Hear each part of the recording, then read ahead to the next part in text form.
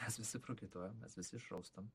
Ir būtent tai, kad tai kažkaip vertins kaip kažkokį neigiamą dalyką ar sukelia socialinį nerimą, nes yra net tokios socialinio nerimo sutrikimo mokymuose, tokie būna paveiksliukai, kur ten pačios garsiausios žvaigždės ir kažkaip jos ten suprakaitavę, pavyzdžiui, arba išraudę, tai kažkaip vis tiek tam atrodo žmogui, kad jie kažkaip kietai išraudė, arba kaip nors gražiai, ten ar seksualiai išraudus, ten kokia aktorė, o jeigu kokia klientė išrausta, tai jau jai būna ten tragedija, kad išraustas. O tai čia tada ir priskirtina ir sakysim, dėl svorio ten kokio vertinimo problemos, panašiai. Taip, tai tada paprastai žmonės, kurie patiria socialinį nerimą, tada bando kažkaip padėti savo ir naudoja tokį saugumo siekiantį arba vengimo elgesį. Tai tada, jeigu dėl svorio, tada tikrai išgyvena, labai kreipia tam dėmesį ir paprastai